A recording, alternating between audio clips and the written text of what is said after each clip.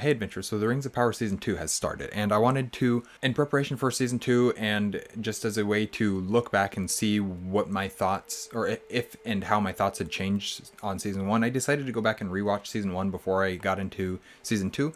A large part of the reason why I am a little bit late on these reviews for Season 2, episodes 1 through 3. I haven't watched, at the time of filming this, I've only watched episode 1, so I still need to watch episodes 2 and 3, but I wanted to go through my thoughts a little bit on my rewatch of Season 1 and then go into my thoughts on Season 2. I'm not going to go through all the little notes, all the little details that I made about this, but we'll just see what I think about it as I go. So to start off with, the elves feel more like generic high fantasy elves than Tolkien elves, and this is really the biggest flaw that this show has with the elves, is that they don't feel like Tolkien. Tolkien did something so incredibly unique with his elves, where they still feel high, they still feel aloof from everything else, but they're still super cool.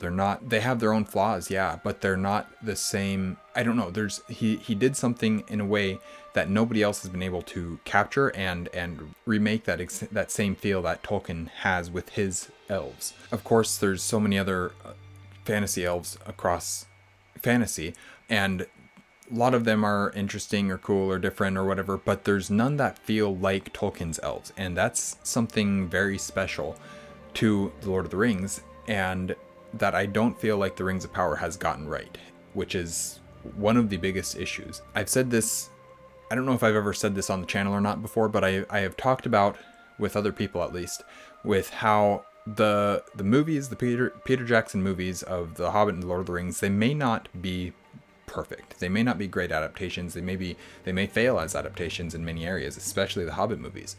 But what they do, and even the Hobbit movies do this, although to a lesser degree because they didn't have the ability to take the time and the care and the attention to detail that was put into the Lord of the Rings movies. But what they still do is they capture the essence of Middle-earth, and they capture the essence of the hobbits and the men and the elves and the dwarves, and the way that they work together, the way that they think, the way that they're portrayed. Even if they're not portrayed exactly as they're described, the essence of the character or of the people or of the land is there, of Middle-earth is there. And I feel like that's largely what's lacking from this Rings of Power show. There are absolutely some good things. There's some absolutely some very Tolkienian things in here. Mainly, I made a video last year, or I don't know, after the show came out, about the best thing in Rings of Power, something like that. And my focus with that one was on Adar and his care for the orcs and how he still has those elven tendencies even though he is corrupted, and seeing how just seeing the story that is told with Adar and the orcs in that first season, and how they're just watching how that played out. I feel like that is one of the most faithful parts of the series, even though there's nothing remotely about that in the books themselves, in the source material. But it felt the most true to Tolkien's themes, and it didn't feel wrong in the same way. The other thing with that is the friendship between Elrond and Durin, and especially the relationship that they have, the care that those two have for each other, the fact that they genuinely feel like friends, and that they genuinely want to be friends and want to do what's best for their people, for each other, and all that kind of stuff. It truly feels Tolkienian in that way as well, and most people think this is the best part. I think on the rewatch I would agree with them on that, actually.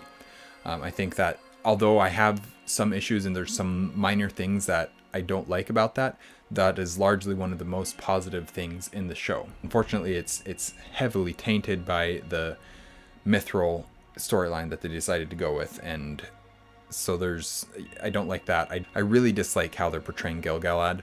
He is such a cool character in the lore, and he's so high, he's the high king of the elves for a reason, and he just is not portrayed that way in this show. And I don't know if it's the actor who's portraying him differently.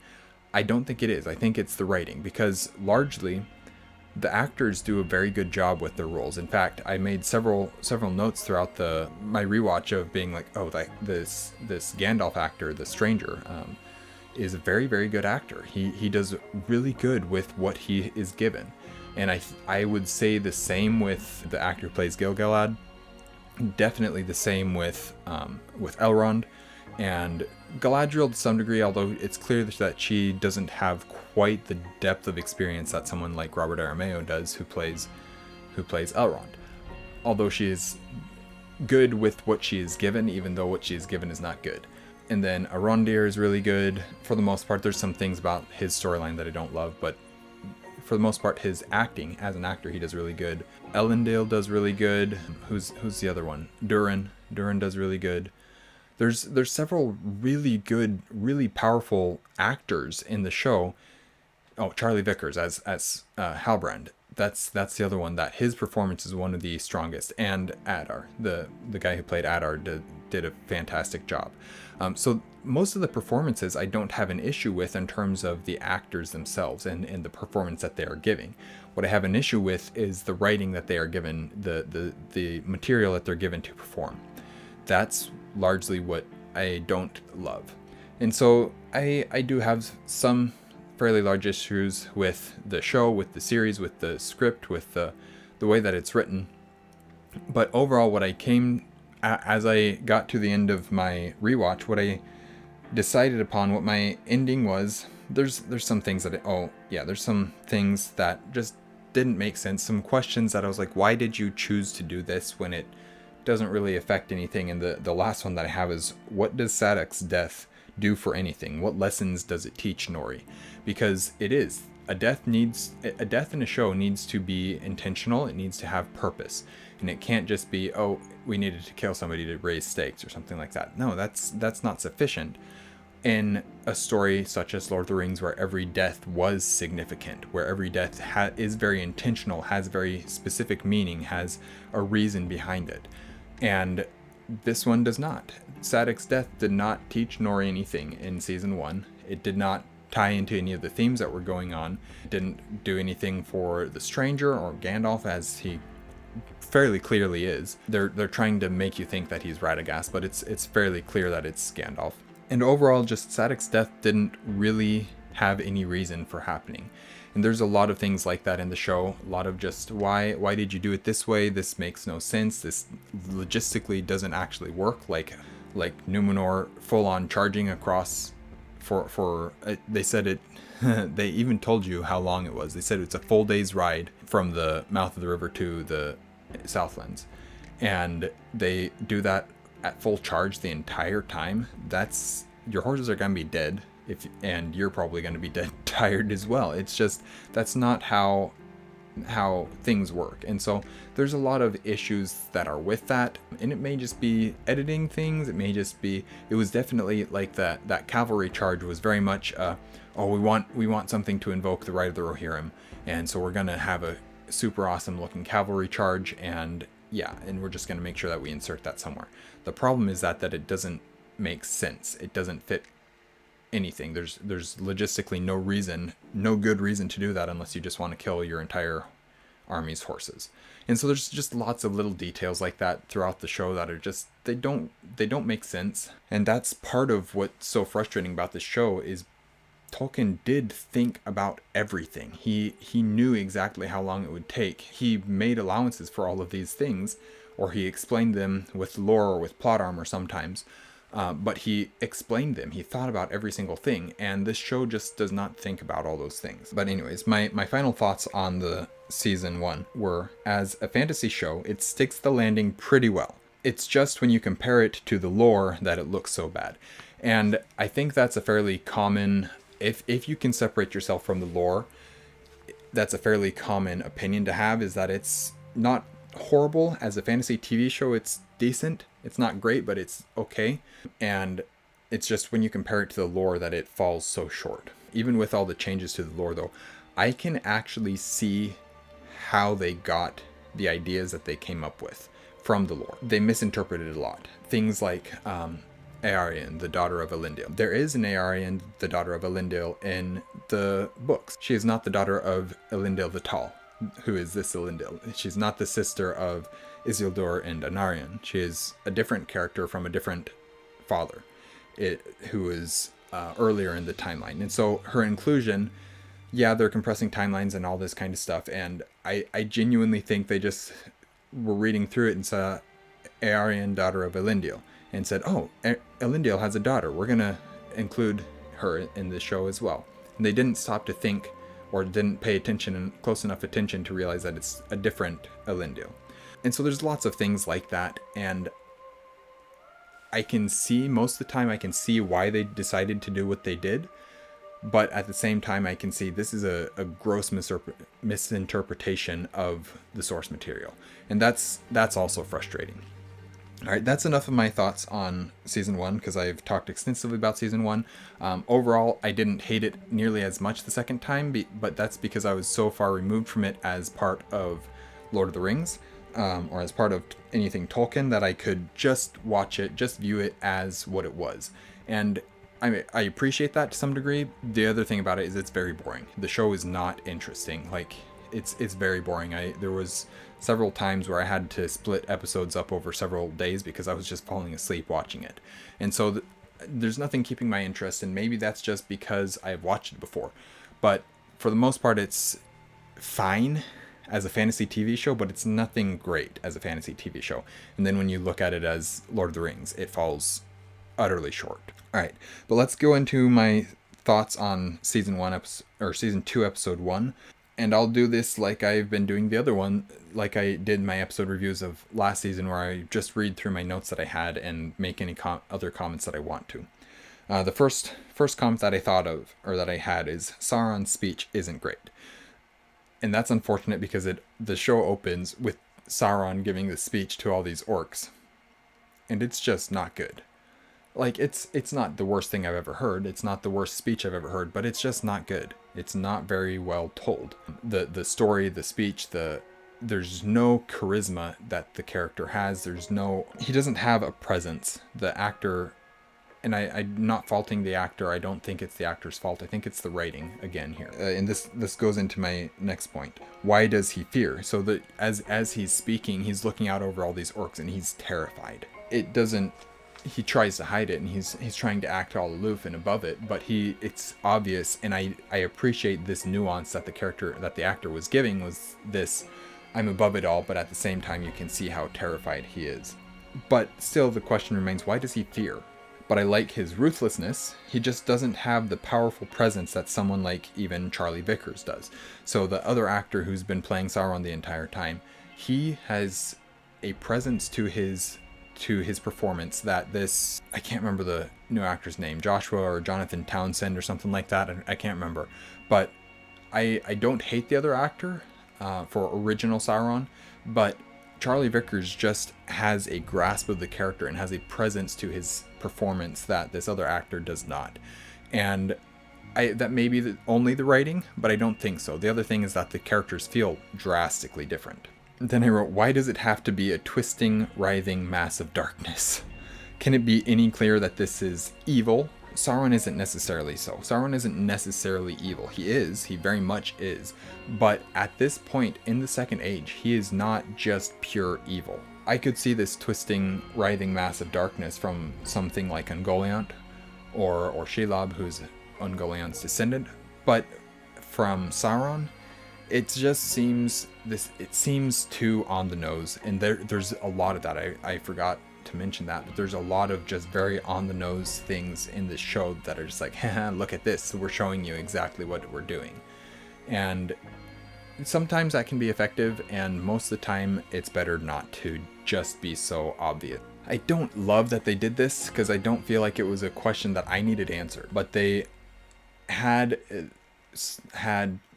Halbrand meeting these villagers from the Southlands, these travelers from the Southlands that are going on a ship, presumably looking for Numenor. And one of the characters that he meets is a character named Diarmid. And I thought that actor gave a really good performance. Not just utterly blow my socks off amazing, but it was a solid performance in a show that sometimes has some less than stellar performances. This is one that I saw what he was doing immediately, and I thought, this is decent. This is interesting. There's a lot of very generic fantasy lines that he says, but his performance of them, his delivery of them, was very good, and so I appreciate that, especially for such a small character. Let's see. This is not the same Elrond as we saw last season. that Elrond would not get mad at Galadriel for being deceived. So this season, Elrond, and I get it. Also, that horse chase thing at the beginning of that was just completely utterly unnecessary and made no sense with the characters, with the way that they were thinking. I did not care for that horse chase sequence. But one of the interesting things about last season was the relationship between Galadriel and Elrond. Largely because we know their future. We know who they become in the future. Elrond becomes the son-in-law of Galadriel, and he was the one character who almost truly felt like his character in last season. In this season, he doesn't. The writing has changed. He's angry. He's resentful. He doesn't like. He gets mad at Galadriel for something that she couldn't control. And I don't love that. It feels like they changed his character, trying to keep it the same, but trying to give him something more to do. Later in the episode, he feels better. He feels a little bit back towards his normal self. But at that, when he snaps at Galadriel and gets mad at her, and Gil-galad as well, which I can understand him being frustrated with them, or frustrated with the fact that they're not willing to listen or be conscientious of this fact. But I don't feel like this is the same Elrond as we saw last season, and there's nothing that should have changed his mind or opinion that quickly. And I don't feel like this is the Elrond that we know from the future either. So, I don't know. It's a little bit weird. Again, Gil-galad is horrible. He's just not a likable character. And it's not that he's unlikable because he's the High King. He's unlikable because he's a jerk, and he's just not a nice character. I don't appreciate that, because this is Gil-galad. Gil-galad is a very special character in the lore. Then I wrote, where's Nori? She went with the stranger, because the first thing you see, and it's a strange sequence with the stranger walking and he sees a floating stick, and I wrote, what the heck is with his floating staff just waiting for him to find? And why does it look like a quest item? And then I said, it's a dream sequence. And it was obvious from the beginning that it was a dream sequence, but they gave no reason for you to think that it would be. And so it just kind of tears you out of the immersion, because you're questioning everything. Like, what is going on here? This doesn't make any sense. And there's no reason for it to make any sense. Even as a dream sequence, it's kind of weird. They try and explain it later, like, oh, you've been having nightmares, you've been having dreams. Why don't you tell me about them and stuff like that? But that's not sufficient for telling a good story. I don't know. Just some frustrating things. I wrote, he reminds me of Obi-Wan, because this actor who plays the stranger, who plays Gandalf, some of his line delivery, of course his accent as well, reminds me of Obi-Wan or of Ewan McGregor. But just like some of it reminds me a lot of Obi-Wan. And I don't hate that. I don't mind that he is the same, because they are the same character, essentially. Gandalf and Obi-Wan are essentially the same character in their respective roles. They're both the wise old mentor figure, wizard, that comes and takes the young boy out of his comfort zone in order to save the world or save the galaxy. They're the same characters. They play the same role. And so I don't mind the similarities between the two of them. And like I said with last season, the stranger actually delivers a good performance, even if he doesn't have the greatest stuff to work with. And this season he's had a little bit, this one episode that I've watched, he's had a little bit better material to work with and a little bit more to work with. So I appreciate that. Círdan's voice is incredible, and he also reminds me of Qui-Gon. And I don't hate that either, because Qui-Gon Jinn and Liam Neeson, great characters. And of course, Círdan's voice just comes in, and it reminds me of Liam Neeson's voice as well. All I can think of when I hear Círdan talking is Liam Neeson voicing Aslan. And it's just a warm, resonant sound. And I appreciate that. What it does actually is it gives an air of nobility and age and wisdom that some of the other characters don't have. I like... And this is such a strange thing to focus on, but with characters, sometimes it's important, especially with characters in something like Lord of the Rings. In the movies, Galadriel's voice is so specific, and it fits that character, and of course that's Cate Blanchett's delivery as well. But that her voice is so important to her voice is so important to that character. And you can look at some of the other characters. Gollum is another one. Who are some of the other characters? Even the hobbits, each of the individual hobbits, the dwarves, the other elves. You can look at these characters and their voices are as much a part of the character. Aragorn too. Their voices are as much a part of the character as the performance and as the lines that they've been given to say and all that kind of stuff. And so seeing these characters with their voices be able to represent something like Círdan does here with his how amazing and how much you just think of the wisdom and the age and the depth of knowledge that this man has, or this elf has. That's a very good thing to include. And so there's other characters with great voices. I like Robert Arameo's voice for Elrond. I think that is suiting for Elrond. I think even Morfydd Clark's voice for Galadriel is suiting to Galadriel. Ben Walker as I believe that's his name, as Gil-galad, again, another solid voice. It's just unfortunate that his character is so not great. But anyways, voices are a weird thing, and I don't really need to keep talking about that. I wrote poor Waldreg, which honestly he got what was coming to him, but it's just an interesting. I didn't mind that scene at all. I liked how that stuff played out. I did write Gil-galad can sing nicely though, and that's very true.